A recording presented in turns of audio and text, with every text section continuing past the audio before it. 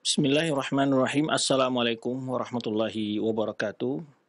Alhamdulillahirabbil alamin wassalatu wassalamu ala rasulihil amin wa ala alihi wa ashabi man sara ala nahji ila middin. Pemirsa dan pendengar Roja TV dan Radio yang muliakan Allah Subhanahu wa taala. Semoga Allah Subhanahu wa taala senantiasa melimpahkan rahmat dan karunia kepada kita semua, memberkahi segala nikmat yang telah Allah berikan kepada kita. Di hari yang penuh berkah ini tak lupa pula kita memperbanyak ungkapan salawat salam buat Nabi kita Muhammad SAW. Semua kita senantiasa dibimbing dan diberi taufik oleh Allah SWT untuk berjalan di atas sunnah beliau, mengamalkannya serta bersabar di dalam menghadapi kesulitan-kesulitan dalam menjalankan sunnah tersebut. Baiklah pemirsa dan pendengar rahmati Allah SWT, pembahasan kita masih melanjutkan faedah-faedah dalam sejarah Islam. Yang ini adalah masa-masa terakhir dari kekuasaan Bani Abbasiyah. Di masa pemerintahan Khalifah Al-Mustanjid Billah, anak dari Al-Muqtafi, ya, anak dari Al-Muqtafi Billah. Ya. Kita akan bahas sekilas tentunya, karena beliau berkuasa dari tahun 555 Hijriah sampai 566 Hijriah. Itu sekitar 11 tahun ya, sekitar 11 tahun anak dari Al-Muqtafi Billah ini berkuasa, yaitu digelar dengan Al-Mustanjid Billah. Jadi ini gelar kebesaran di setiap khilafah atau khalifah Bani Abbasiyah tersebut. Dalam pembahasan nanti kita akan mengambil beberapa peristiwa-peristiwa penting yang mungkin kita tarik beberapa faedah di sana, ya. Semoga apa yang kita bahas dapat kita ambil faedahnya, dan tentunya tidak akan mungkin kita merinci pembahasan sejarah ya 11 tahun tersebut dengan lebih gamblang dan membahas beberapa persoalan yang terjadi baik kondisi politik maupun kondisi keagamaan, sosial keagamaan dan ekonomi dan sebagainya macamnya. Cuman kita fokus kepada kondisi yang berkaitan dengan perkembangan dakwah Islam dari fase ke fase atau dari masa ke masa. Baik, para pemirsa dan pendengar rahmati Allah SWT, jadi setelah wafat ayahnya Al-Muqtafi Billah, ya, cuman telah kita bahas, ya, maka dia dibaiat, ya, Al-Mustanjid Billah ini pada pagi hari Ahad tanggal 2 Rabiul Awal tahun 555 Hijriah, yaitu dibaiat oleh Ashraf Bani Abbas, jadi para tokoh-tokoh terhormat dari kaum Bani Abbas, kemudian Al-Wazir wal Qudha wal Ulama, kemudian dibaiat oleh para menteri, pejabat menteri, para hakim dan para ulama, ya, wal umara dan para pemimpin-pemimpin, ya, di gubernur umpamanya atau bupati kalau di kitanya, tingkatan para amir-amir, ya, dan umurnya ketika itu berumur sekitar 45 tahun. Berumur 45 tahun, berarti dia lahir sekitar ya tahun yaitu kalau 55 tahun 410 lah ya, 410 atau 411 Hijriah dia lahir ya, karena dia berumur saat dibaiat itu tahun 555 Hijriah dan berumur 45 tahun, berarti 55 dikurang 45 jadi 10, berarti betul beliau lahir pada tahun 510 Hijriah. Nah, begitu. Wa kana rajulan salihan. Beliau ini sebenarnya dijelaskan oleh Ibnu Katsir dan beberapa penulis tentang sejarah Islam menjelaskan dia adalah orang yang soleh, seorang yang soleh. Wa kana wali ahdi abihi min muddatin mutatawilah. Dia menjadi sebagai walul ahad dalam istilah Arabnya. Walul ahad yaitu disebut oleh kita mungkin putra mahkota yang akan menggantikan jika raja mangkat. Jika raja meninggal, maka dia langsung menjadi raja secara otomatis. Sedikit di sini kita jelaskan bahwa di mana masalah baiat ini faedah-faedah yang juga mungkin akan kita jelaskan, karena di antara paham-paham yang menyebar yang perlu diwaspadai yang dikenal dengan paham radikal atau teroris bangkit dari cara memahami masalah baiat ini juga hal yang menjadi syubhat bagi mereka. Kata mereka, pemimpin yang tidak dibaiat menurut mereka atau mereka mengatakan kami tidak membaiat secara langsung berarti bukan pemimpin kami. Perlu diketahui sebenarnya dijelaskan para ulama-ulama ketika menjelaskan terjadi pembaiatan bagi seorang khalifah, itu yang membaiat tidak semua rakyat, tidak semua kaum muslimin yang di wilayahnya atau semua personal ya, atau semua pribadi besar kecil, tidak. Hanya yang diutamakan adalah orang-orang yang berpengaruh, orang-orang yang menjadi punya peranan di tengah masyarakat. Terutama tadi yang disebutkan adalah yaitu Ashraf Bani Abbas, yaitu para tokoh-tokoh senior, tokoh-tokoh terhormat dari kaum Bani Abbas, karena Bani Abbas lah yang berkuasa. Maka tokoh-tokoh besar itu telah memberikan keloyalitasan, berbeat, berarti menyatakan ya pengakuan terhadap kekuasaannya dan siap untuk melaksanakan berbagai perintah dan tugas-tugas atau mematuhi aturan-aturan yang akan dilahirkan atau dijalankan dalam kekuasaan penguasa tersebut, itu Khalifah Al-Mustanjid Billah. Baik, jadi begitu, tidak seperti yang gambaran sebagian orang-orang yang kurang memahami persoalan ini. Menurut mereka harus semua rakyat, semua pribadi datang baiat. Tidak demikian. Hatta di masa Rasulullah SAW maupun di pada masa Khulafaur Rasyidin dan para masa pemerintahan setelah Khulafaur Rasyidin, Bani Umayyah dan Bani Abbasiyah, yang membaiat imam itu adalah tokoh-tokoh ya terkemuka di negara tersebut. Para menteri, para hakim tinggi ya, dan para ulama-ulama yang senior tentunya, dan para kepala-kepala daerah al-amir ya. Nah, kalau itu sudah baiat, karena yang lainnya adalah mengikut ya, karena kalau ditunggu baiat setiap personal, setiap rakyat harus datang baiat, itu barangkali baiatnya akan memakan waktu dan juga biaya yang cukup besar ya. Nah, jadi Islam tidak demikian mengatur masalah itu. Kemudian baiat itu dilakukan hanya bagi pemimpin kaum muslimin, atau kalau kita sebut kepala negara. Tidak, baiat itu dilakukan untuk pimpinan kelompok-kelompok pengajian. Karena di sana ada sebagian kelompok dari mutasawwifah, kelompok ahli tasawuf, yang mereka juga memiliki baiat-baiat, dan bahkan juga mereka menyebutkan pimpinan-pimpinan mereka sebagai khalifah. Dia menyebut sebagai khalifah. Jadi sebetulnya isu-isu akhirnya yang disebutkan bahwa yang memakai istilah khalifah itu adalah hanya HTI, sebetulnya banyak di kalangan paham-paham sufi juga memiliki mereka khalifah. Jadi khalifah terhadap para tarikot yang mereka warisi dari guru mereka. Jadi siapa khalifahnya ini? Jadi juga mereka menggunakan khalifah-khalifah.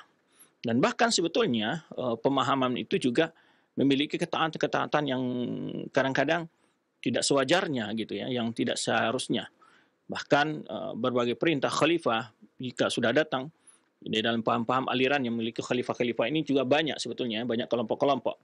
Kita tidak menyebutkan nama kelompoknya satu persatu karena nanti akan memicu suasana, tapi kita berikan pemahaman secara umum saja. Banyak kelompok-kelompok yang mengharuskan juga anggota kelompoknya, anggota jamaahnya untuk berbaiat kepada imamnya. Kemudian jamaah ini harus taat. Nah, ini suatu hal yang keliru dalam baiat dan pemahaman baiat tersebut. Karena ketaatan yang mutlak itu ya secara politik, secara ketaatan yang harus kita taati ya adalah pemerintah penguasa yang resmi, bukan pemerintah yang abal-abal dan mereka menamakan diri mereka sebagai khalifah atau sebagai pemimpin kaum muslimin ya. Ini juga banyak kelompok-kelompok yang perlu dijelaskan tentang persoalan ini kepada umat, bahwa baiat itu hanya satu, yaitu untuk siapa? Untuk pemimpin tertinggi dalam negara tersebut, tidak untuk pimpinan kelompok-kelompok kajian. Ini yang perlu dipahami ya. Tidak pernah dan tidak ada dalil satupun yang mengharuskan jika engkau mengikuti mazhab tertentu, aliran tertentu dari mazhab ahli tasawuf ataupun kelompok-kelompok lainnya ya, memiliki doktrin-doktrin baiat. Ini banyak sebetulnya ya, seperti kelompok yang termasyhur yang secara skala internasional itu mereka memiliki baiat kepada pimpinan-pimpinan mereka. Dan umumnya kelompok-kelompok yang berbau politik ya, ataupun kelompok-kelompok yang tidak berpolitik seperti sebagian dari aliran sufi, mereka juga menamakan pimpinan kelompok kajian dia sebut khalifah oleh mereka. Khalifah dari khalifah ini, khalifah itu, dan terusnya. Nah, ini yang perlu kita cerdaskan masyarakat kita dalam masalah ini. Ya, perlu kita beritahu bahwa baiat itu hanyalah untuk pemimpin tertinggi dalam sebuah negara, tidak untuk guru-guru ngaji, untuk kepala kelompok-kelompok kajian, jamaah-jamaah tertentu ya. Baik, karena dilarang baiat dua imam oleh Rasulullah SAW ya. Bahkan disebutkan dalam hadis bila kalian telah membaiat imam, ya, lalu ada baiat lagi, maka faqtulul akhir atau al-akhar. Dalam hadis sebutkan, maka yang tadi mengangkat diri sebagai pemimpin itu dalam hukumnya kalau dia ingin berkuasa menyaingi pemimpin yang telah dibaiat yang pertama, itu dalam Islam yang keduanya boleh dihukum, ya, diberikan hukum pidana, walau jika walaupun hukum itu harus membuat dia harus diberi hukuman mati. Nah, baik. Kemudian dari sifatnya tentang al-mustanjib billah yang dikunyahnya Abu Muzaffar Yusuf ibnu Muqtafi billah, jadi kana rajulan salihan, seorang yang soleh, dan dia telah lama menjabat sebagai putra mahkota bagi ayahnya. Kemudian setelah ayahnya meninggal, ya, walamma khutiba lahu yaumal jum'ah nusrat darahim wa dananir ala nas. Jadi ini juga suatu budaya ketika ada pengangkatan ini di hari Jumat, selesai Jumat, jadi di waktu khutbah itu diumumkan tentang doa untuk pemimpin kaum muslimin. Ini juga disebutkan wilayah-wilayah yang mengikuti pemimpin mendoakan pemimpinnya. Umpamanya kalau dulu wilayah Basra, wilayah ataupun Syam, jika pemimpinnya ada di Baghdad, itu mereka mendoakan pemimpin yang ada di Baghdad. Jadi menyatakan bahwa di dalam khutbahnya, khutbah ini adalah mengikuti atas nama pemimpin atau khalifah fulan umpamanya. Jadi selalu mendoakan pemimpin. Itu diantara juga tauladan yang ada dalam sejarah yang dicontohkan oleh para ulama salaf, yaitu mereka mendoakan para pemimpin di saat khutbah Jumat. Ya. Karena juga ada sebagian mengatakan bahwa itu suatu hal yang salah. Ya. Padahal doa yang harus kita banyak lakukan adalah untuk para pemimpin, agar mereka diberi taufik oleh Allah SWT, diberi kemudahan oleh Allah SWT pekerjaan-pekerjaan mereka dalam mengurus bangsa dan rakyat mereka. Baik. Kemudian di hari Jumat diberikan hadiah kepada para masyarakat, nusirat, disebarkannya dirham dan dinar kepada orang-orang, ya, ala nasi, ya, pada manusia. Jadi dibagi-bagi, ada pembagian di masjid-masjid, pembagian dirham dan dinar. Wa farihal muslim bihi ba'da abihi. Kaum muslimin sangat menyenangi kekuasaan, ya, senang dengan diangkatnya al-mustanjib billah setelah ayahnya, ya. Kemudian kebijakan yang diambil oleh dia adalah waqar wazir Ibnu Hubairah. Nah, dia tetap memakai Perdana Menteri yang sebelumnya Hubairah. Kemudian dia berjanji akan diangkat sampai akhir umurnya. Nah, diangkat oleh al-mustanjib billah Ibnu Hubairah ini. Nanti kita akan sebut Ibnu Hubairah ini juga seorang yang soleh, ya. Kemudian beliau mengganti qadhi qudat, yaitu mahkamah atau Kejaksaan Agung kalau kita, ataupun kalau kita Kejaksaan Agung atau Hakim Agung gitu, ya, diganti, dan dengan yaitu yang awalnya adalah Ibn Damaghani diganti dengan namanya Abu Ja'far Abdul Wahid Al-Thaqafi. Wa kana syaikhan kabiran, seorang beliau sudah cukup berumur, dan beliau juga walahu sama'un bil hadis, dan juga mempelajari hadis, seorang yang pakar hadis. Kemudian wabashar hukma bil Kufah muddatan, dan pernah menjabat di Kufah berapa lama. Kemudian setelah wafat pada tahun ini, bulan Zulhijjah tahun 555 Hijriah ini, digantikan oleh anaknya Ja'far. Baik. Kemudian di antara peristiwa-peristiwa di sini, pada tahun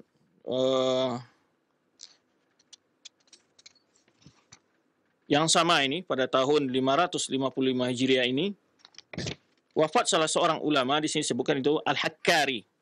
Ini seorang ulama Syafi'iyah ini sebetulnya, Al-Hakkari, Syekh Adi Ibn Musafir bin Ismail bin Musa bin Marwan bin Hasan bin Marwan Al-Hakkari. Ya, dan beliau punya kitab, yaitu I'tiqad Ahlussunnah wal Jamaah. Jadi beliau ini berarti wafatnya 555 Hijriah, ya. Taib. Dan juga disebutkan beliau pernah berjumpa dengan Syekh Abdul Qadir dan juga Hamad Ad-Dabbas dan beberapa gurunya yang lain. Taib. Dinamakannya Al-Hakkari karena beliau tinggal di suatu daerah namanya Jabal Hakkariyah. Dan di sana beliau memiliki pesantren lah bahasa kita, wa hunaka bana lahu zawiyah, itu pesantren, ya. Cuman karena atas kesolehannya disebutkan dalam Ibnu Katsir ada juga orang yang gulu terhadap beliau, ya. Kemudian disebutkan pada tahun yaitu 556 Hijriah, 556 Hijriah, dijelaskan salah satu kebijakan di sini adalah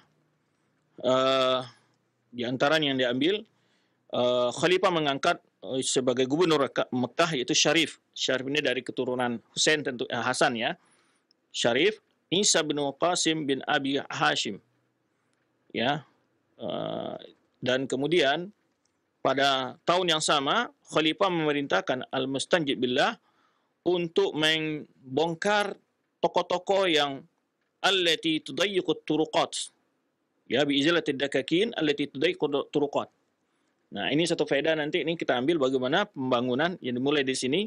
Di antara pembaruan yang dilakukan oleh dia adalah membongkar toko-toko yang ataupun lapak-lapak yang berada di yang menyempitkan jalan. Jadi kalau bahasa kita mungkin pedagang-pedagang kaki lima gitu, ya. Pedagang kaki lima yang ataupun toko-toko yang menjadikan jalan sebagai tempat parkiran dari tokonya. Nah, ini yang perlu kita perhatikan juga. Banyak di mana kita lihat, ya, pemilik-pemilik toko tidak mengerti bagaimana harusnya hak seorang pejalan kaki, ya, atau pedagang-pedagang. Maka kebijakan ini sudah pernah diambil oleh seorang khalifah pada tahun 556 Hijriah tentang bagaimana dibersihkannya jalan-jalan, pinggir-pinggir jalan daripada toko-toko yang mengambil hak jalan umum. Nah, ini kebanyakan perlu diperhatikan, itu mengganggu ketertiban umum itu sangat diperhatikan dalam Islam. Sehingga Islam memberikan pahala bagi setiap orang yang mencoba menyingkirkan hal-hal yang mengganggu ketertiban umum di jalan, itu diberi pahala. Sehingga dalam sebuah hadis Rasul menyebutkan, ya, imatatul adha anit tariq, ya, wadanaha, kata Rasulullah SAW, al-imanu bid'un wa sab'una syu'bah, ala qawlu la ilaha wa adana imatatul adha anit tariq wal haya' syu'batu minal iman. Ya, iman itu ada sekian cabang, kata Rasulullah SAW. Kemudian yang paling tinggi cabang adalah kalimat tauhid, kemudian paling rendah adalah membuang diri dari jalan atau hal yang mengganggu. Nah, Islam sangat memperhatikan hal seperti ini.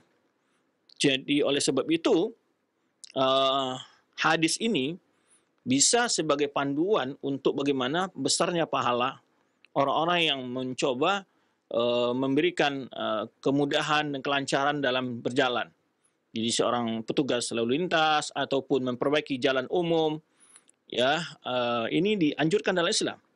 Lubang yang kebila jalannya berlubang dikhawatirkan akan menyebabkan ada kecelakaan baik motor maupun mobil, lalu ada seseorang umpamanya berwakaf untuk menimbunnya umpamanya, ataupun memberi isyarat agar orang tidak terjeblos ke dalam lubang tersebut ataupun tidak melewatinya. Ini suatu pahala yang mungkin kita anggap selama ini hal-hal yang sepele. Jadi ini karena akhlak yang mulia dalam Islam ini perlu kita contohkan. Jadi karena mungkin hal-hal ini sepele, jarang kita perhatikan. Nah, sebaliknya juga kita dilarang sebetulnya mengganggu ketertiban umum itu, baik itu dengan berdagang di jalan tersebut, ya, apa yang namanya pesta dan segala macamnya. Nah, ini tidak boleh sebenarnya karena mengganggu ketertiban umum.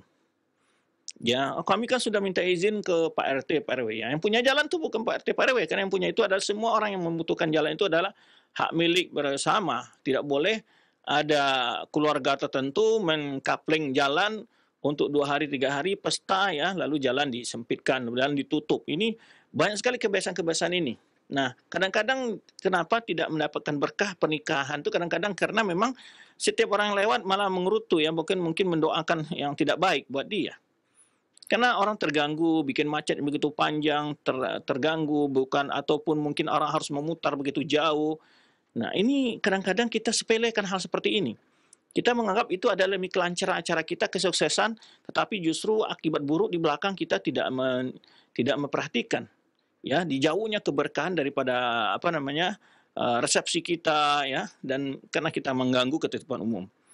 Demikian juga sebagian kebiasaan yang banyak ini yang perlu barangkali ditertibkan oleh pemerintah adalah masalah memungut sumbangan di jalan-jalan. Ini cukup banyak kita saksikan.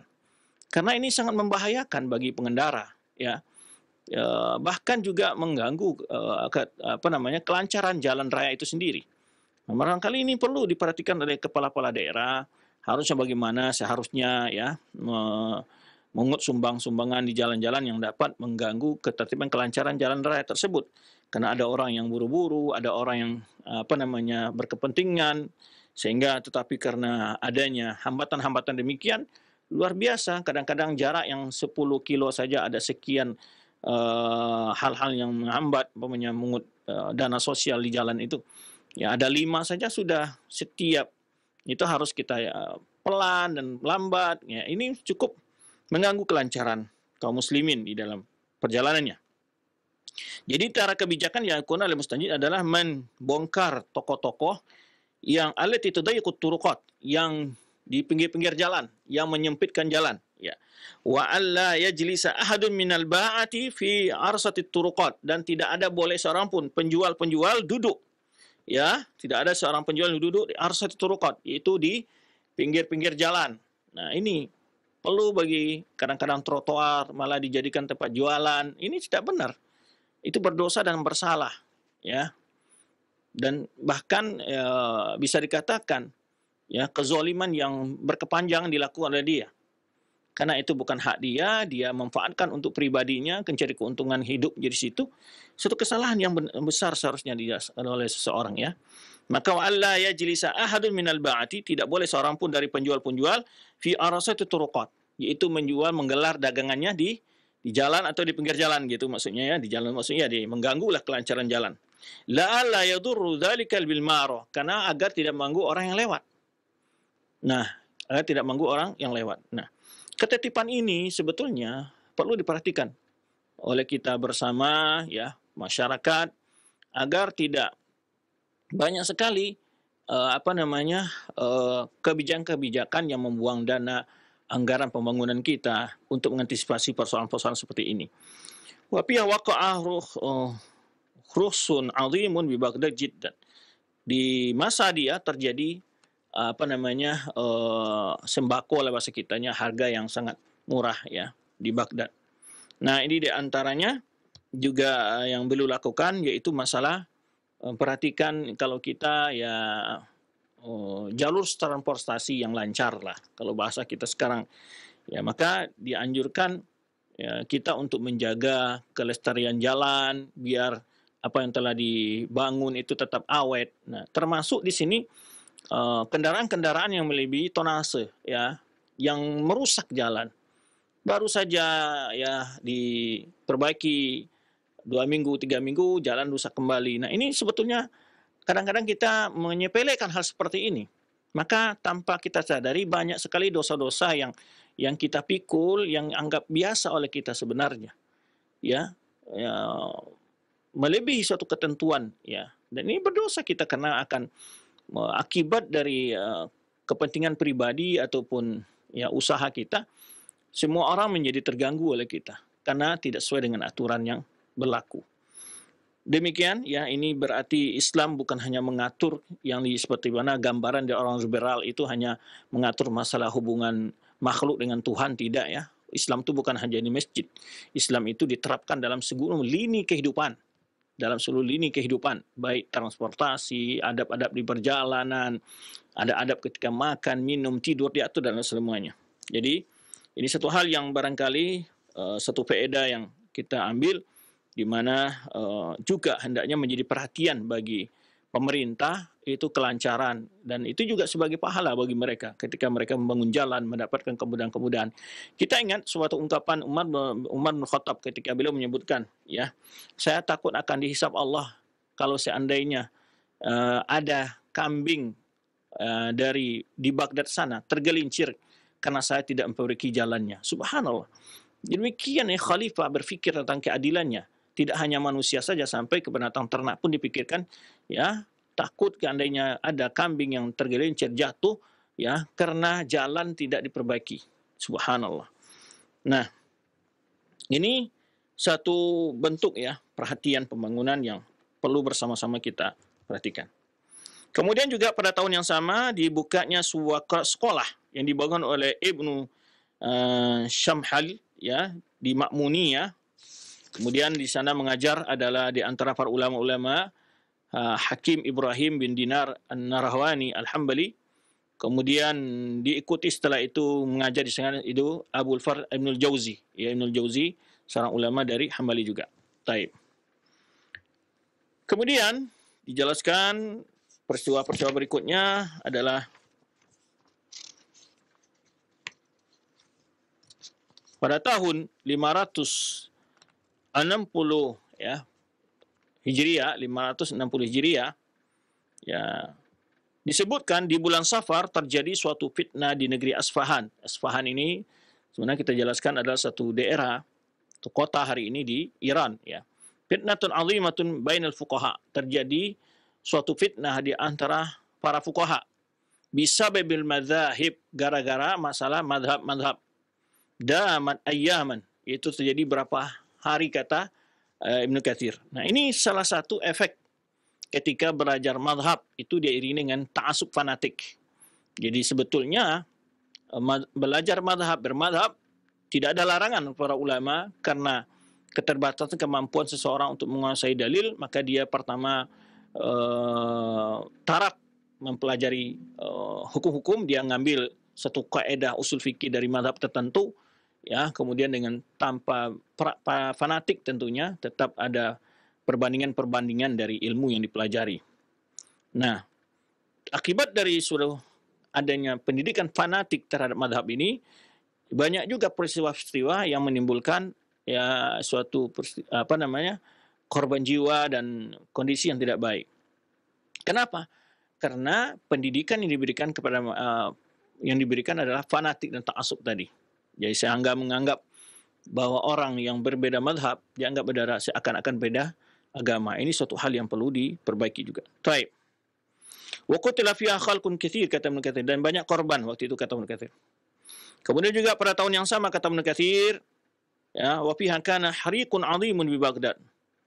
Yaitu terjadi kebakaran yang luar biasa sehingga terbakaran mahalun katsirun jiddan. Banyaknya ya, ruko-ruko, toko-toko yang terbakar kata Ibnu Katsir.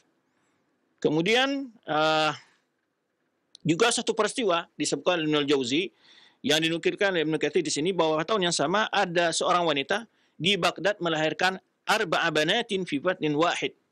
Itu melahirkan 4 anak kembar. Ya, kalau hari ini barangkali udah nggak asing ya, banyak kadang-kadang malah lebih ya dari 4 ya melahirkan dalam satu rahim ya, dalam sekali melahirkan. Jadi ada ini kembar 4 ya. Bukan kembar siam, kita 4 orang melahirkan anak satu kali melahirkan 4 orang putri gitu. Disebutkan Ibnul Jauzi pada tahun tersebut. Jadi peristiwa-peristiwa ini yang mungkin kita anggap suatu peristiwa-peristiwa yang aneh, yang langka, sebetulnya kita melihat dalam sejarah Islam hal-hal yang sama juga pernah terjadi sebelumnya. Ya seperti ini adalah seorang wanita melahirkan di Baghdad 4 orang bayi perempuan ya sekaligus ya. Kemudian di antara peristiwa juga pada tahun 560 ini adalah yaitu wafatnya Perdana Menteri Wazir Ibnu Hubairah. Namanya Yahya bin Muhammad Ibnu Hubairah Abul Muzaffar ya, adalah wazir lil khilafah. Dia sebagai lil khilafah al-mu'azzamah, yaitu adalah Perdana Menteri bagi khalifah. Beliau juga punya kitab namanya Al-Ifsah kata Ibnu Katsir. Al-Ifsah ya, dan juga ahli qiraat dan juga ahli hadis ya. Qara al-qiraat wa sami al-hadis. Jadi juga seorang orang alim lah. Wa kanat lahu ma'rifatun jayidatun bin nahwi wal lugha wal arud ya. Beliau juga seorang yang ahli dalam nahwu dan bahasa dan juga ilmu arud. Ilmu arudnya ilmu yang bicara masalah sastra Arab itu syair. Kemudian wattafaqaha ala madhhab Imam Ahmad, dan dia memiliki pemahaman fikih melalui madhab ya, belajar madhab fikih sesuai dengan madhab Imam Ahmad. Wa sannafa kutuban jayyidatan mufidatan. Kata Ibnu Katsir, dia juga memiliki karangan-karangan yang sangat bagus dan berfaedah. Di antaranya kitab Al-Ifsah fil Mujalladat. Ya, fil Mujalladat Jadi ifsah ini memiliki sekian jilid gitu. Yashrah fiha al-hadis. Di dalam kitab ini beliau mensyarah hadis-hadis wa yatakallamu ala madhhabil ulama dan juga menjelaskan berbagai pendapat-pendapat pandang para ulama. Wa kana ala madhhabis salaf fil i'tiqad. Nah, ini yang penting ini. Coba dengarkan wa kana ala madhhabis salaf, dia berada di atas madhab salaf di dalam i'tiqad, dalam keyakinannya. Kenapa dijelaskan oleh Ibnu Katsir ini madhabus salaf i'tiqad, madhabus salaf. Jadi istilah madhabus salaf atau orang yang menisbahkan diri kepada salafi itu bukan istilah-istilah yang dibuat-buat oleh orang-orang Wahabi sebenarnya pendapat sebagian orang ya.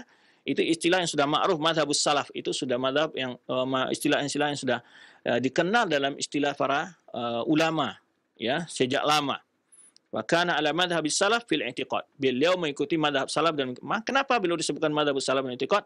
Yaitu mengimani sifat-sifat Allah, menyelisih paham-paham ya dalam babul iman kepada Allah, mengimani segala sifat-sifat Allah. Kemudian babul qadar, jauh dari mazhab Jabriyah dan Qadariyah ya, dalam mazhabul iman jauh dari mazhab al-Khawarij, mazhab Murji'ah.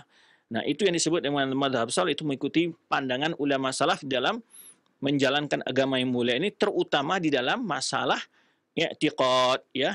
Wa kana ala madhhabis salaf fil i'tiqad. Dan beliau memegang madhab salaf di dalam i'tiqad, dalam keyakinannya.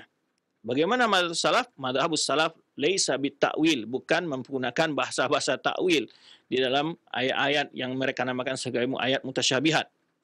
Waqad kana faqiran la mala lahu, dan sebelum dia seorang yang fakir ya, dia milik harta. Kemudian summa ta'arra lil khidmah, kemudian beliau bekerja sebagai pembantu. Fataqaddama ya, memiliki tugas-tugas lah, membantu tugas-tugas ya negara dan lainnya. Fataqaddama ila an wazara lil muktafi summa li ibni mustajid, dan seterusnya dengan perlahan akhirnya dia diangkat menjadi Perdana Menteri di masa kekuasaan al-muktafi billah, kemudian di masa al-mustajib billah. Wa kana min khairil wuzara wa ahsanihim siratan. Beliau adalah di antara Perdana Menteri atau yang terbaik ya, wa ahsanihim siratan, yang baik sekali biografinya ataupun perjalanan sejarah kehidupannya. Wa ba'adihim anidulm, dan sangat jauh dari berbuat kezaliman.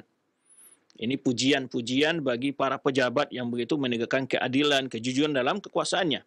Wa kana la yalbasul harir, yakni tidak pernah memakai sutra. Wa kana muktafi yaqul, ya, bahkan muktafi yaitu khalifah sebelum ayah dari al-mustanjib billah yang sedang kita bicarakan kekuasaannya, ma wazara li Bani Abbas mislu, ya, tidak ada Bani Abbas memiliki wazir seperti dia ini dari segi ilmunya, kejujuran dan seterusnya. Demikian pula anaknya al-mustanjid, wa kana mu'jaban bihi, al-mustanjid yaitu sangat mengagumi dari Ibnu Hubairah ini. Kemudian berkata Marjan al-Khadim, ya, seorang Marjan al-Khadim menyebutkan sami'tu Amirul Mukminin al-Mustanjid yunshidu li Ibnu Hubairah wa huwa baina yaday min syi'rihi, ya, di mana al-Mustanjid memuji dalam syair untuk Ibnu Hubairah tersebut. Nah, ini disebutkan wa kana yaqidu fi daril ulama majlis munadharah. Di antara kebijakan dia adalah ya, wa kana qad yubaliu fi iqamati ad-dawlah al-Abbasiyah wa hasama al-madat al-muluk al-Saljuqiyah, dan dia benar-benar memberikan loyalitas untuk kekuasaan Bani Abbasiyah dan memutus mata rantai dari pengaruh dari Bani Saljuk ya, sehingga menjadi kokohlah, kuatlah kekuasaan khilafah di Irak. Dan sebenarnya kita sebutkan sebelumnya di masa al-muktafi billah inilah kembali total kekuasaan di tangan khalifah. Sebelumnya sebenarnya kita ketahui kekuasaan itu khalifah itu sebagai rumus, lambang saja, tapi yang banyak menentukan kebijakan-kebijakan di daerah itu adalah para penguasa-penguasa daerah ya, ataupun sultan-sultan yang mereka bukan dari bangsa Arab. Jadi diberi Bani Saljuk ya. Kemudian setelah itu Bani Atabik ya. Baik. Kemudian laisa lil muluk ma'ahum hukmun bikulliyah walillahil hamdu wa minna, kata Ibnu Katsir, dipuji Ibnu Katsir di sini bahwa setelah itu kekuasaan yang mutlak ada di tangan khalifah ya, tidak lagi berada di berbagai penguasa-penguasa, raja-raja daerah-daerah. Kemudian Ibnu Hubairah ini juga kana yaqidu fi dari lil ulama majlisan lil munadharah. Di rumahnya dia punya satu majelis tempat yang menyediakan untuk para ulama berdiskusi. Ya bahasuna fihi. Nah, ini juga satu kebijakan ya untuk kepala-kepala daerah, untuk ataupun pihak-pihak yang terkait ya, melihat adanya perbedaan-perbedaan, itu dibuka aja diskusi, dipanggil secara lebih damai, didengarkan diskusi-diskusi itu tersebut. Nah, di sini Ibnu Hubairah itu beliau membuka, ada di rumah beliau suatu ruangan khusus untuk para ulama untuk berdiskusi di sana. Wa yatanadharuna 'indahu wa baina yadayhi. Ya, di mana para ulama berdiskusi, berdebat di hadapannya. Wa yastafidu minhum. Nah, sekaligus dia juga tujuannya adalah untuk mengambil faedah dari diskusi itu. Wa yastafidun minhu, dan dia sendiri pun memberikan faedah. Jadi diskusi-diskusi itu untuk tentu tujuannya untuk mencari titik temu dari perkara-perkara yang mungkin diperselisihkan, diperdebatkan, kemudian juga untuk mempertajam suatu masalah yang masih belum jelas kekuatan dalilnya umpamanya. Kemudian juga mungkin yang satu tidak memahami suatu persoalan lebih detail, yang ada yang akan menambahkan kekurangan-kekurangan dari suatu pembahasan tersebut. Nah, dalam diskusi tersebut dia mengambil faedah, orang lain juga mengambil faedah daripada Ibnu Hubairah ini. Fattafaqa yawma annahu takallama rajulan minal fuqaha kalimatan fiha basya'ah. Ya, pada suatu kali kallama rajulan minal fuqaha, dia berbicara kepada seseorang ya dari ulama yang di dalamnya terdapat kalimat yang tidak baik. Ya, qala lahu ya himar, ya, dia berkata wahai himar, ya, keledai. Summa nadima, kemudian dia menyesal, wa qala uri an taqula li kama qultu lak. Kemudian dia menyesal dan dia meminta, aku ingin engkau mengatakan kalimat seperti apa yang aku katakan padamu. Fatamanna'a dhalikal faqih, tetapi orang tersebut tidak mau. Fasalahahu ala mi'ati dinar. Subhanallah, dia karena menyesal, dia meminta agar seorang tadi juga mengatakan kalimat sama kepadanya. Tapi orang yang tadi diungkapkan kalimat itu kepada dia tidak mau membalas kalimat itu dengan kalimat yang sama. Ya, maka akhirnya Ibnu Hubairah mengganti, yaitu dengan memberikan hadiah kepadanya sekitar 200 dinar. Wa kana wafatu faja'atan, ya, meninggal secara tiba-tiba, ya. Ada informasi bahwa dia diracun, ya, fakana yaqul, seseorang yang itu adanya dokter yang mengobatinya, dia bilang dia yang memberikan racun. Ada pula yang menyebutkan tidak demikian. Namun di sini disebutkan kisah Ibnu Katsir bahwa dokter yang meracunnya juga dia mati kena racun. Sehingga dokter tersebut pernah menyebutkan samamtuhu fasumimtu. Ya, aku meracuni dan aku meracuni dia dan aku pun diracun orang. Dan Ibnu Hubairah meninggal pada hari Ahad 10 dari Jumadil Ula tahun 500, yaitu 60 Hijriyah. Taib. Dengan umur 61 tahun, ya, dan kemudian dimandikan oleh Ibnul Jauzi. Ibnul Jauzi adalah salah seorang ulama yang ma'ruf di kalangan Hanabilah, ya. Kemudian wahadara jinazatahu khalqun katsir jiddan. Kata Ibnu Katsir menjelaskan, sehingga yang menghadiri penguburannya itu dihadiri oleh banyak orang, ya. Wa uliqatil aswaq, sehingga saking ramainya orang menghadiri, pasar-pasar ditutup. Watabakan nasu alaih, manusia sedih atas meninggalnya dia. Dan dikubur di madrasah allati ansha'aha bi Basrah, dan dia dikubur di dekat suatu pesantren yang dia bangun sendiri di Basrah. Taib. Ini tentang Ibnu Hubairah. Kita lihat bahwa kekuasaan itu memang butuh orang-orang di sekeliling penguasa. Khalifah adalah orang baik. Ini satu faedah dari kisah ini. Ibnu Hubairah adalah seorang Perdana Menteri yang baik, yang soleh juga, yang memiliki banyak pujian tadi yang telah kita dengar. Demikian pula seorang khalifah tadi, khalifah juga menjadi seorang orang yang baik, karena orang yang di sekitarnya juga orang-orang yang baik. Oleh sebab itu, ya, di dalam doa para ulama biasanya mendoakan, ya Allah berikanlah pemimpin kami bitona solihah, orang-orang yang memberi masukan, para penasehat, para pembantu yang soleh, ya, dan menjauhkan para penguasa kita dari orang-orang yang pembantu yang kerjanya menjilat, ya, dan menutup-nutupi kekurangan daripada kesalahan penguasa, ya, tidak memberikan masukan, terus malah menjadi pembela yang setia walau di atas kesalahan. Nah, ini yang musibah besar bagi seseorang, bukan hanya bagi seorang pemimpin saja, seorang teman pun kita berteman dengan orang, bila ada teman yang kerjanya adalah selalu membenarkan apa yang kita lakukan, tidak memberikan masukan, tidak mau mengkritik kita, ya, ini musibah. Karena teman yang baik itu adalah bila kita tersalah, dia akan menegur, bila dia punya masukan, dia akan berikan yang terbaik dari nasihat-nasihatnya. Itulah teman yang layak untuk diajak untuk bermusyawarah. Nah, ini juga kita lihat sejarah-sejarah yang telah kita pelajari sebelumnya. Kadang-kadang yang banyak merusak dari para seorang pemimpin itu adalah pembisik-pembisik yang ada di sekitarnya. Nah, ini yang perlu ya bagi seorang pemimpin, tidak hanya cukup mendengar pembisik-pembisik yang ada di sekitarnya. Ketika ada informasi-informasi yang bergulir, sebaiknya diajak untuk berdiskusi, ditanya permasalahannya.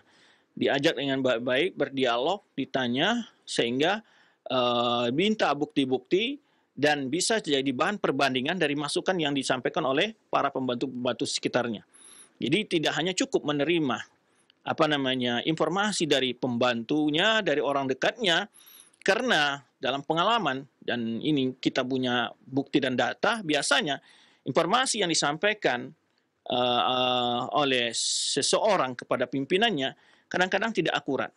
Tidak akurat. Di suatu daerah, umpamanya, salah satu Kapolres gitu digariskan informasi yang tidak tepat oleh ini oknum lah kita sebut ya, oleh Kabid Intelnya.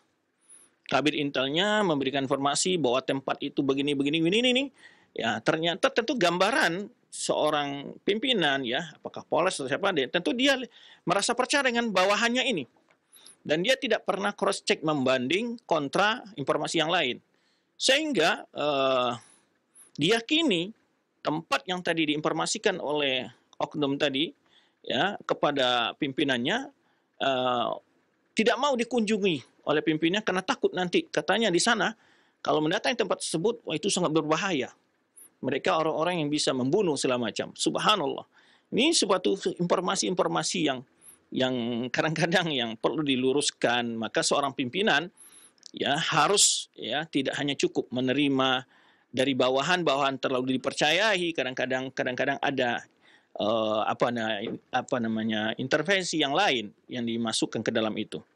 Dan karena kami punya beberapa peristiwa yang dapat kami buktikan kondisi seperti ini dalam sebuah kasus gitu umpamanya, dan bahkan beberapa kasus ketika informasi yang disampaikan kepada pimpinannya oleh bawahannya itu tidak tepat, dipelintir, diberi informasi-informasi yang tidak karena membela suatu ormas tertentu. Nah, ini banyak sekali hal-hal yang perlu diluruskan ya. Di antaranya banyaknya kebohongan-kebohongan. Di antaranya banyak kebohongan, informasi-informasi yang tidak tepat. Dan ini yang kita lihat bejatnya sebagian pejabat. Kalau kita lihat dalam sejarah-sejarah sebelumnya, itu bermula juga dari orang sekitarnya. Mulai dari orang sekitarnya ya. Maka oleh sebab itu pentingnya kita mencari orang-orang yang jelas bagaimana dalam memberikan nasihat dan dia tidak haris dalam jabatan.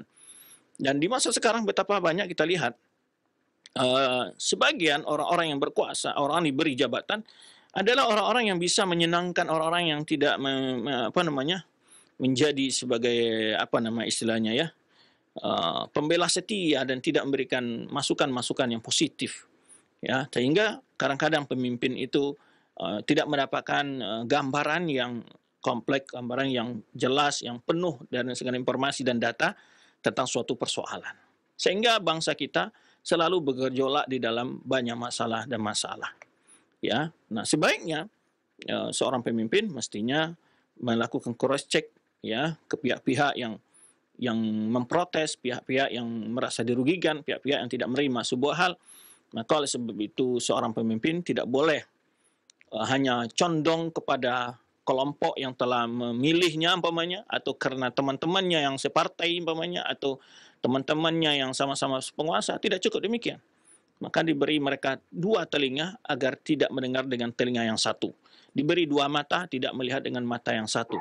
Jadi karena setelah kita telusuri banyak sekali informasi-informasi yang tidak akurat diberikan kepada penegak-penegak hukum umpamanya, atau oleh oknum-oknum yang bertujuan untuk adanya kepentingan-kepentingan di balik informasi yang tidak tepat tersebut.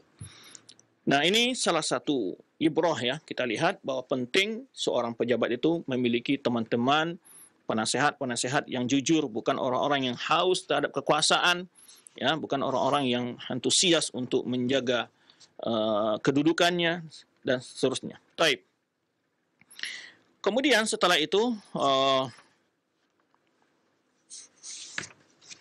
pada tahun 561 di sini disebutkan Ibnu Katsir, ya, ada suatu peristiwa yang memang sudah sering terjadi sebelumnya, yaitu fiha azhara rawafid sabb as-sahaba wa tadhaharu bi asya' munkar. Kata Ibnu Katsir, pada tahun 561 ini orang Syiah Rafidhah secara terang-terangan melaknat, mencaci para sahabat, dan mereka melakukan amalan-amalan hal-hal yang sangat mungkar, ya. Ya lam yakunu yatamakkanuna minha fi hadhil asar al-mutaqaddimah. Yang mana hal itu belum mampu mereka tamakkan, ya, tidak memungkinkan mereka untuk melakukan hal itu sebelumnya. Khaufan min Ibnu Hubairah, karena takut dari Ibnu Hubairah. Nah, ini jadi setelah Ibnu Hubairah ini meninggal, jadi orang Syiah disebutkan oleh Ibnu Katsir di sini Rawafid itu secara terang melihatkan keyakinan-keyakinan mereka secara terang-terangan. Yang sebelumnya mereka tidak berani memperlihatkan, mencaci maki para sahabat Nabi SAW, kecuali setelah meninggalnya Ibnu Hubairah ini. Ya. Waqa'a bainal awam kalamun fima yata'allaq bi khalqil Qur'an. Ya, dan juga terjadi di tengah-tengah orang awam pembicaraan masalah tentang doktrin, ya, bahwa Al-Quran itu adalah makhluk. Nah, ini juga kita lihat di sini suatu pengaruh, ya, seorang pemimpin yang berakidah lurus terhadap tersebarnya aliran sesat itu sangat berpengaruh juga, ya, sehingga setelah meninggalnya Ibnu Hubairah baru orang-orang Syiah Rafidhah memunculkan diri, memberanikan memperlihatkan keyakinan mereka, di antaranya adalah mencela dan mencaci maki para sahabat Nabi sallallahu alaihi wasallam. Baik. Dikisahkan juga di antara pada tahun 561 ini seorang ulama namanya Hasan bin Abbas bin Abi Thayyib Ibnu Rustum, ya, Abu Abdullah Al-Asfahani Rustumi, di antara kana min kibar ibadillah sholihin wal bakain. Dia di antara ulama-ulama yang soleh, ya, yang selalu banyak menangis, ya. Dia berkata, qala hadartu yawman majlisa ibni Mashadha wa yatakallam 'ala nas. Satu kali aku pernah hadir di majelis seseorang, ini disebut namanya oleh sini ini, dan dia berbicara di hadapan manusia. Lalu dalam mimpi dia melihat Rabbul Izzati fi tilkal laila wa yaqulu li. Dia katakan pada malam itu dia bermimpi melihat Allah, ya, dan Allah berkata kepadanya, waqafta ala mubtadi'in wa sami'ta kalamahu. Engkau telah menghadiri orang mubtadi', orang seorang berbuat bid'ah, dan engkau telah mendengar ungkapannya. La ahrimannaka an-nadhra fid dunya. Sungguh engkau akan diharamkan memiliki pandangan di dunia.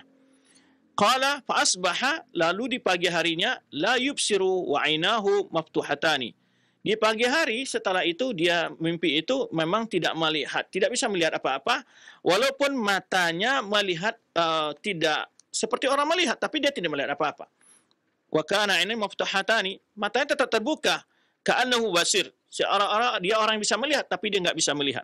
Subhanallah, satu kisah yang digambarkan Ibnu Katsir, seseorang diiqab, ya, di dalam kisah mimpi ini, dalam mimpinya, ya, ketika dia menghadiri majlis seorang al-bid'ah, dan kemudian dia bermimpi di malam hari, kemudian akhir siang harinya, di pagi hari telah bangun, dia tidak bisa melihat lagi, walaupun matanya seperti orang melihat, ya, karena ka'annahu basir, seperti seakan-akan dia orang yang bisa melihat.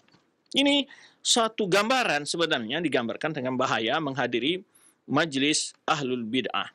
Baik. Terakhir kita sebutkan, bahas di sini, yakni kita loncat kepada tahun 566 Hijriah. Ini adalah tahun wafatnya Al-Mustanjib billah, ya. Dan yang setelah wafatnya diangkatlah anaknya Al-Mustadi, ya, khilaf Al-Mustadi, namanya Al-Mustadi, gelarnya, ya. Ketika di mana Khalifah Al-Mustanjid ini sakit pada awal tahun 566 Hijriah ini. Kemudian dia sembuh, ya, fima yabdulin nas, seakan-akan dia dilihat oleh orang sudah sembuh. Fa'umilat diafatun azimatun bisababi dzalik. Ya, karena dia sembuh, maka dibuatlah suatu hidangan, ya, untuk menjamu. Kemudian orang-orang pada bahagia karena khalifah sembuh dari sakitnya. Kemudian arkhalahul hakim ilal hammam. Kemudian seseorang, ya, hakim ini ya orang yang kalau kita mungkin sebagai ajudannya atau asistennya, membawa dia ke kamar mandi. Wa indahu dha'fun syadidun, dan saat itu dia sangat lemas sekali, dan meninggal di kamar mandi rahimahullah. Kemudian dikatakan inna dzalika kana bi isyarati ba'd ad-dawlati 'ala tabib. Ya, adanya orang yang mengusulkan hal itu untuk dilakukan oleh seorang dokter. Ya. Dan dia wafat pada hari Sabtu setelah zuhur tanggal 8 Rabiul Akhir, yaitu dengan umur itu samanina arba'ina sana. Umur 48 tahun. Yang mana masa khilafahnya adalah 11 tahun dan sebulan. Wa kana min khair khulafa wa adalihim wa arfaqihim birri'ayah atau birra'ayah. Dia adalah khalifah di antara khalifah-khalifah yang sangat adil dan sangat peduli, lembut dengan rakyatnya. Ya. Wada'anhum muqusa wa daraibah. Di mana di antara kebijakan adalah mencabut semua pajak-pajak, pungutan-pungutan, ya, al-muqus wa daraib. Nah, ini juga perkara hal seperti ini, bagaimana rakyatnya dibebaskan daripada pajak. Nah, walam turk bil Iraq maksan, dan tidak ada satupun pajak pungutan-pungutan terjadi di Irak. Waqad syafa'a ba'du ashabihi fi rajulin syirrin. Ada salah seorang dari sahabatnya, ini menunjukkan keadilannya, ingin beri syafaat terhadap seseorang yang melakukan kejahatan. Jadi dibayar padahal fihi 10.000 dinar, yaitu ditebus dengan 10.000 dinar. 10.000 dinar bukan sedikit ya hari ini ya. Ya, 10.000 dinar untuk menebus temannya yang akan dihukum, yang ditahan oleh khalifah. Maka di saat temannya ini memperdaya dengan itu, maka khalifah menjawabnya, saya akan beri untukmu ana utika 10.000 dinar wa'tini bimislihi. Saya berikan kepadamu 10.000 dinar, tapi engkau temukan orang seperti ini juga, tangkap orang seperti ini. Jadi untuk menangkap orang-orang yang jahat seperti dia, saya beri kamu 10.000 dinar, ya, 10.000 dinar. Diberi karena temannya tadi ingin mengatakan untuk dibebaskan orang yang pelaku kejahatan ini dengan dibayar denda 10.000, sekarang dia balik, sekarang saya beri kamu 10.000 dinar, tolong engkau tangkap orang-orang yang seperti dia. Li'urihal muslimin min syarrihi. Aku ingin membuatkan ketenangan kaum muslimin dari bahaya kejahatan mereka. Nah, itu begitu khalifah ya. Jadi justru ketika ada orang ingin menawar-nawar keadilan dan hukum, justru dia berbalik, saya beri kamu 10.000 dinar dan engkau tolong bantu menangkap engkau bantu aku menangkap orang-orang yang seperti dia ini. Aku ingin memberikan kaum muslim bebas dari kejahatan mereka. Kemudian sifat fisiknya disebutkan bahwa al-mustanjid asmar itu agaknya saumatang lah bahasa kitanya, tawil al-lihya, panjang jenggot. Jadi ada pula orang-orang mengatakan kalau panjang jenggot mirip dengan Yahudi Ortodoks, ya. Ini betapa kebodohan yang dia miliki ya. Ya, berkata seperti itu, bahwa sudah masyhur di kalangan para ulama-ulama jika dibaca terjemahan mereka, biografi mereka, apalagi Rasulullah SAW, itu jelas beliau memiliki jenggot yang sangat lebat ya.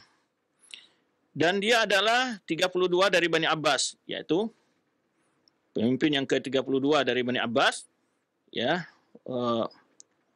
Wa dzalika fi jumali lamun baun walihada qala fihi ba'dul udaba.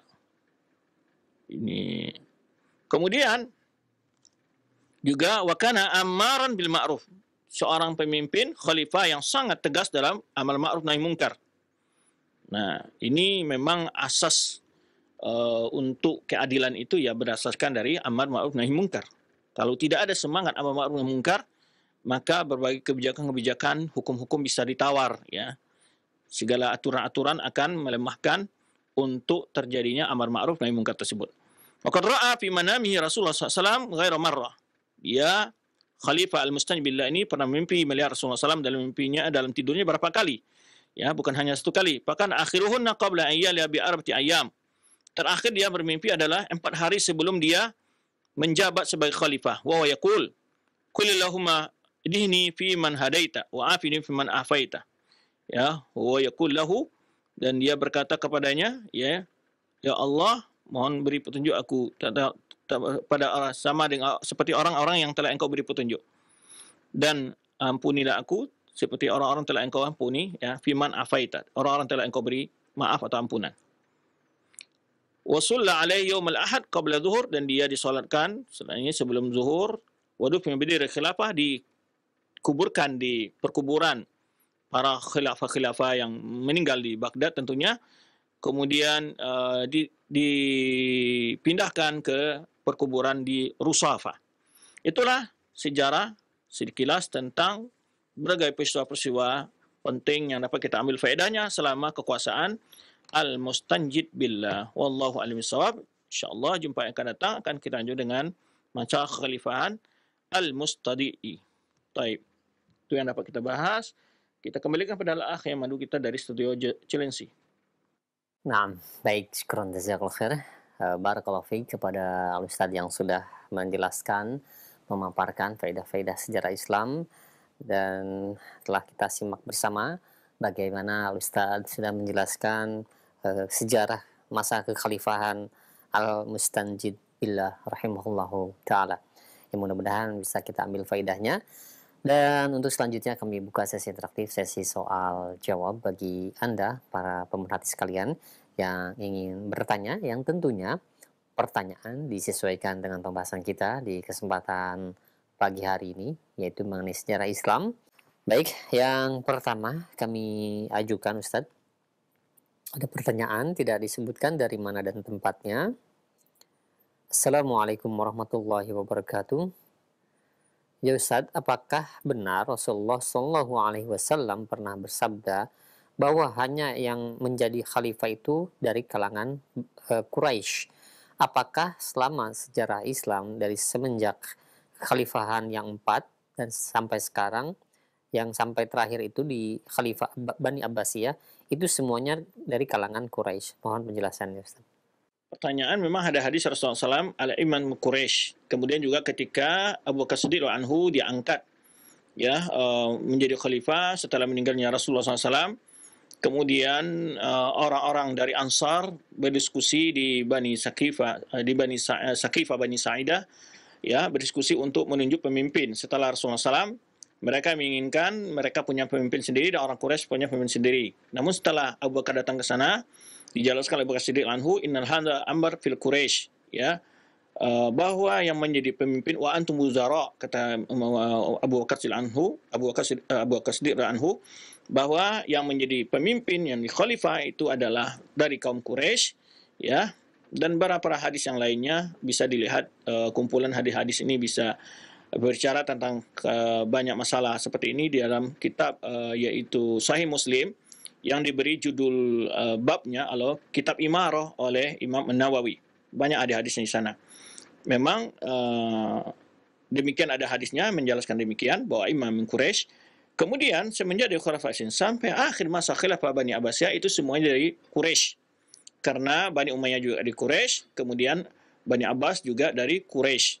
Jadi maka di sini sekaligus juga bantahan bagi orang-orang Syiah Rafidhah yang mengkhususkan bahwa yang berhak jadi pemimpin itu hanyalah keturunan Ali bin Abi Thalib. Padahal di dalam hadis hanya yang menjadi patokan adalah Quraisy. Jadi Khulafaur Rasyidin sampai Bani Umayyah dan Bani Abbasiyah itu semuanya dari kaum Quraisy.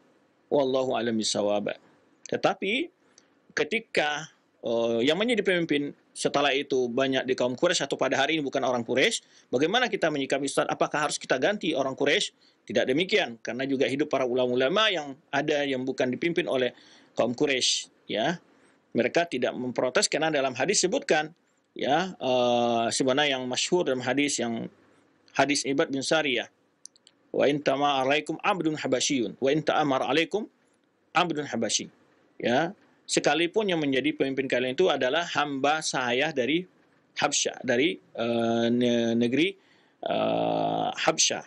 Ya, di sini menunjukkan wajibnya usikum bitaqwallah wa sam'i wa ta'ah wa in kana abdan habasyian.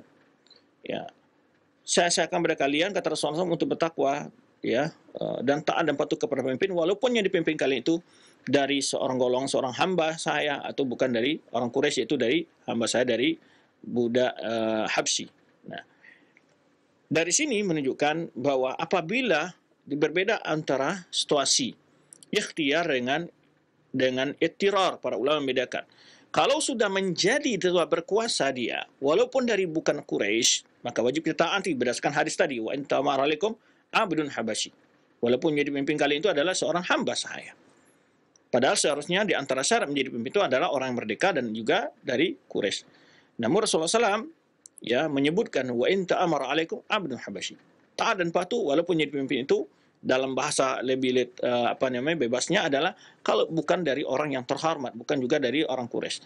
Nah, ulama membedakan di antara proses pemilihan yang memungkinkan untuk dicalonkan, mungkin untuk ditentukan dengan tanpa menimbulkan fitnah, yaitu dari orang Quraisy, itu lebih baik. Tapi kalau telah berkuasa orang bukan Quraisy dan dia sudah memiliki kendali semua kekuasaan, mengendalikan kekuasaan secara utuh, maka tidak boleh lagi memberontak, bahkan wajib taat walaupun dia bukan dari orang Quraisy. Nah, ini juga jawaban bagi sebagian kaum radikal di zaman sekarang ketika mereka mengkafirkan umpamanya sebagian pemimpin kaum muslimin, termasuk umpamanya mereka mengatakan tidak wajib taat kepada pemimpin kaum muslim karena pemimpin kaum muslimin saat ini tidak di kaum Quraisy. Nah, ini perlu dijelaskan bahwa hadis telah menjelaskan wajib taat kepada pemimpin walaupun dari kaum Quraisy berdasarkan yang hadis Ibad bin Sariyah tersebut. Nah, beberapa hadis-hadis yang lain menjelaskan. Jadi dibedakan oleh para ulama kondisi ittirar, kondisi yang darurat, kondisi yang sudah mapan, kondisi yang sudah berkuasa dia memiliki kendali. Ya, dan juga dalam hadis yang lain sebutkan Rasulullah SAW, ya, siapa yang menebat, ya, wa amrukum jami' man kharaja alaikum wa amrukum jami'un faqtul kaina man kana. Siapa yang memberontak dan kalian berada di pemimpin yang bersatu dua suatu pemimpinan, dan bunuh siapapun yang memberontak itu. Di antara para ulama menyebutkan sini walaupun dia dari seorang orang Quraisy karena sudah terjadinya kekuasaan dikuasai oleh orang bukan Quraisy. Tetapi jika hal itu untuk proses ikhtiar, pemilihan dalam kondisi yang mungkin sebagai Khulafaur Rasyidin, mereka memilih seperti di masa pemilihan Utsman bin Affan, yang mana Umar bin Khattab menyerahkan kepada 6 orang sahabat untuk memilih pemimpin. Nah, hal-hal seperti itu, maka dalam hal ikhtiar memilih, dalam kondisi yang memilih, dicalonkan, yang mungkin ada calon dari kaum Quraisy, terutama kaum Quraisy, tapi bila dalam kondisi ittirar dan apabila sudah berkuasa, kondisi yang darurat dan sudah memiliki kekuasaan utuh, bukan orang Quraisy, maka saat itu juga kita wajib untuk taat sebenarnya sabda Rasulullah SAW dalam hadis Ibad bin Sariyah yang telah kita bacakan tadi. Nah, ini sebagai acuan ya untuk mengcounter berbagai syubhat-syubhat yang disebarkan oleh kaum-kaum radikal. Nah, oleh sebab itu kembali kita ingin tegaskan bahwa kita dari kaum Ahlussunnah wal Jamaah atau dakwah salaf adalah sangat mengerti dalam perkara ini, bahwa kita tidak pernah mengajak merongrong sebagaimana yang dituduhkan oleh sebagian kelompok bahwa kita adalah anti Pancasila, anti kesatuan, anti penguasa, ya, ingin menjatuhkan kekuasaan, tidak loyal kepada bangsa dan penguasa. Ini satu hal yang barangkali mereka belum mengenal, ya. Imma tidak pernah tahu tentang hakikat dakwah yang kita bawa, yang tidak pernah mendengarnya, mungkin mendapat dari info-info sebelah yang tidak jelas, ya, yang berbicara tentang penuh kebohongan. Kita bisa sebutkan bahwa boleh dilihat fakta-fakta dakwah kita, ya, dan data-data tentang dakwah kita. Tidak pernah kita memprovokasi orang untuk melakukan pemberontakan, menentang penguasa, bahkan kita tidak membolehkan orang-orang untuk melakukan demonstrasi, ya, dalam mengkritik penguasa. Tapi bukan berarti melarang orang mengkritik penguasa, tidak. Kita tidak melarang mengkritik penguasa. Yang dilarang adalah dengan cara-cara yang tidak dibenarkan dalam agama. Mengkritik boleh, para sahabat pernah mengkritik para sahabat yang lain, pernah mengkritik Umar, pernah mengkritik Utsman, tapi dengan cara-cara apa? Yang ditentukan dalam agama. Pertama dengan mendatangi atau melalui lembaga yang resmi yang bisa menyampaikan masukan-masukan kita, ya, atau melalui orang-orang yang dekat mungkin menyampaikan masukan kita dan seterusnya. Jadi tidak benar kalau ada orang yang cakup pautkan terjadinya kadang-kadang pembatalan ceramah, jadwal kajian dengan tuduhan-tuduhan radikal. Ini suatu tuduhan-tuduhan yang sangat mengada-ngada dan tidak sesuai dengan fakta dakwah kita selama ini. Wallahu a'lam bishawab. Baik, syukran jazakallahu khair atas jawaban Ustaz. Demikian untuk yang bertanya di layanan pesan singkat. Dan selanjutnya yang kedua kami ajukan pertanyaan. Nah, ada pertanyaan Ustaz mengenai tadi disebutkan mengenai larangan duduk di majelisnya ahlul bid'ah. Bagaimanakah pula bila seorang dai yang dikenal berada di atas sunnah berdakwah berbarengan atau bergandengan dalam satu majelis dengan dai ahlul bid'ah? Bolehkah kita mengambil ilmu darinya? Mohon penjelasannya. Baik, berbarengan dengan ahlul bid'ah ini ada dua kondisi. Para ulama mentafsir masalah ini. Kalau dalam rangka berdakwah bebas, ya, untuk di komunitas sunnah diajak juga orang ahlul bid'ah, ini tidak boleh. Namun bila adalah permintaan dari pemerintah untuk hadir dalam suatu majelis, meminta pandangan-pandangan para ulama, para tokoh, para dai, diundang, kemudian juga hadir juga tokoh-tokoh lain, itu boleh. Nah, ini harus dibedakan. Jadi persoalannya harus dirinci. Kedua, atau seorang orang ahlu sunnah diminta untuk berdakwah di sebuah lembaga yang dia diminta untuk memberikan materi tentang akidah, memberikan ilmu tanpa ditentukan topiknya, tidak dilarang bicara masalah ini itu, tapi diberikan kebebasan untuk berikan nasihat. Ini kondisi yang kedua. Tapi kalau dia mengajak untuk berdakwah berbareng-bareng, ya, menyampaikan ilmu satu majlis bareng-bareng, ya, tanpa ada alasan, ini suatu hal yang akan menimbulkan keraguan bagi masyarakat, bahkan bisa mengangkat derajat dan kemuliaan orang al-bid'ah tadi. Bahkan kalau orang awam pun tidak akan mengerti tentang kesalahan dari dia karena melihat adanya kesamaan antara kita dengan dia dalam beberapa majelis. Tapi ada hal yang dikecualikan tadi. Pertama, dalam satu majelis memang diminta oleh pemerintah untuk hadir dalam majelis tersebut, kita termasuk berbagai tokoh yang lain untuk memberikan masukan, pandangan-pandangan, ini dibolehkan.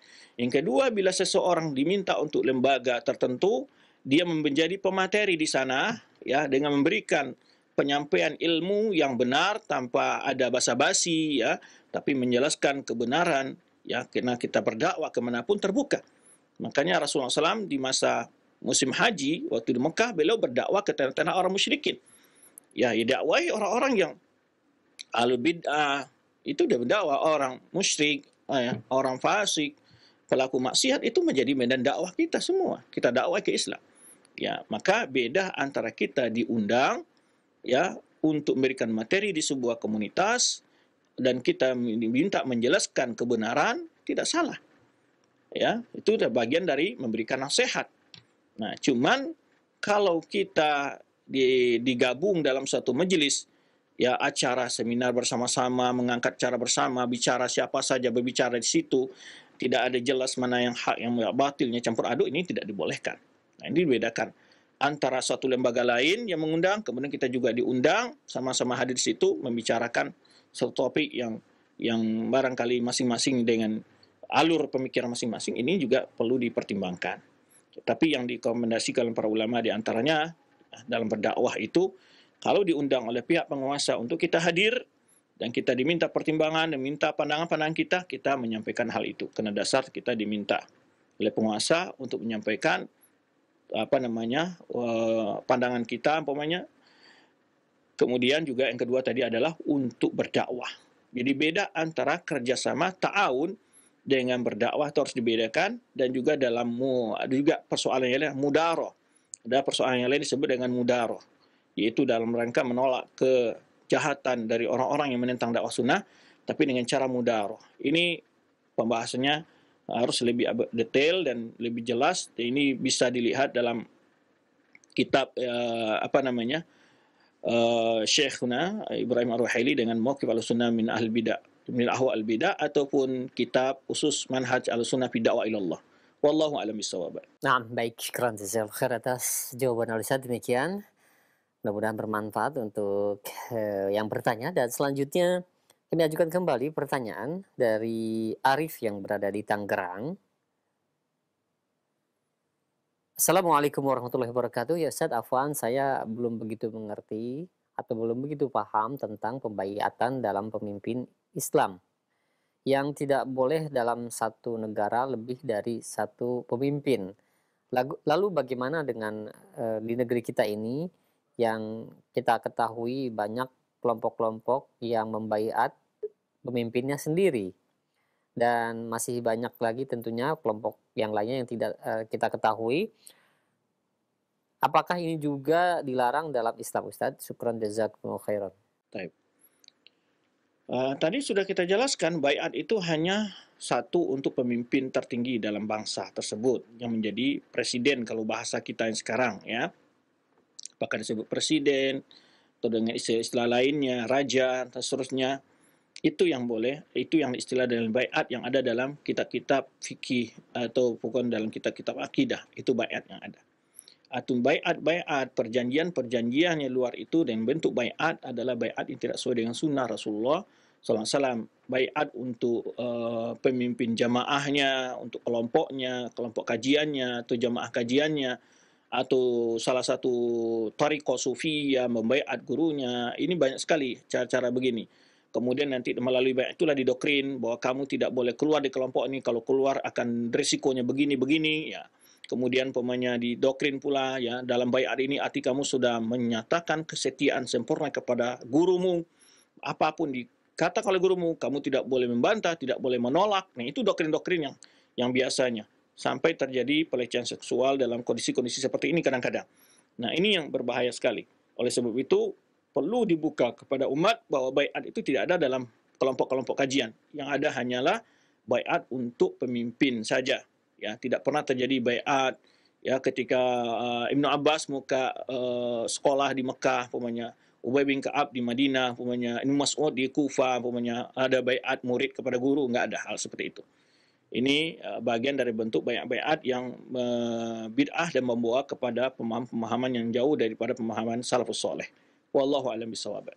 Baik, syukran jazakallahu khair atas jawaban Ustaz, dan kami mohon maaf untuk 3 pertanyaan tadi, mengakhiri pertemuan kita di kesempatan pagi hari ini Ustaz, karena waktu yang tidak mencukupi untuk melanjutkannya, dan mungkin ada ikhtitam atau kesimpulan yang dapat disampaikan untuk penutup di kesempatan, pagi menjelang siang ini. Nah, silakan Ustaz. Terima kasih untuk para pemirsa dan pendengar Roja TV Radio Roja yang telah bergabung pagi ini. Mohon maaf jika ada dalam penyampaian materi ini hal-hal yang kurang jelas atau kurang memuaskan. Semoga Allah SWT senantiasa memberikan taufik dan kemudahan kepada kita untuk selalu belajar dan memudahkan kita juga untuk mengamalkan apa yang telah kita pelajari. Terima kasih. Wallahu a'lam bishawab. Subhanaka Allahumma bihamdika asyhadu an la ilaha illa anta astaghfiruka wa atubu ilaik. Wassalamualaikum warahmatullahi wabarakatuh.